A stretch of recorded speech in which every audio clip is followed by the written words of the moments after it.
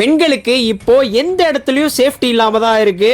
ஒரு பெண் ட்ரெயின்ல பயணம் செஞ்சுட்டு இருந்திருக்காங்க. அப்போ அந்த பொண்ணுக்கு பக்கத்துல ஒரு போலீஸ் வந்து உட்கார்ந்துட்டு இருக்காரு. அந்த போலீஸ் அந்த பொண்ணுக்கு பாலியல் தொல்லை கொடுத்திருக்கான். போன வாரம் சனிக்கிழமை வந்து பாத்தீங்கன்னா கோவையை சேர்ந்த ஒரு பெண் வந்து சென்னையில இருக்க லா காலேஜ்ல படிச்சுட்டு இருந்திருக்காங்க. அவங்க சென்னையில இருந்து கோயம்புத்தூர் போறதுக்காக கோவை இன்டர்சிட்டியில பயணம் பண்ணிட்டு இருந்திருக்காங்க. அப்போ இந்த பொண்ணுக்கு பக்கத்துல ஷேக் முகமதுன்ற ஒரு போலீஸ் வந்து பயணம் பண்ணிட்டு இருந்திருக்கான். அவன் யாருன்னு வந்து பாத்தீங்கன்னா கோவை RS புரத்துல இருக்க போலீஸ் ஸ்டேஷன்ல ஹெட் கான்ஸ்டபிளா வேலை செய்யக்கூடிய ஒருத்தன் தான். ட்ரெயின் மூவ் ஆனவனே இவன் தூங்குற மாதிரி ஆக்ஷன் பண்றான். இவன் என்னதான் தூங்குற மாதிரி ஆக்ஷன் பண்ணாலும் இவனுடைய கையை எடுத்து அந்த பொண்ணு மேல கையை வைக்கிறான். கையை வச்சு பாலியல் சீண்டல் கொடுத்திருக்கான் அவன். இவன் இப்படி கையை வைக்க ஸ்டார்ட் பண்ணவனே இந்த பொண்ணு வீடியோ எடுத்து ரயில்வே போலீஸுக்கு அனுப்பிச்சு விட்டுருது.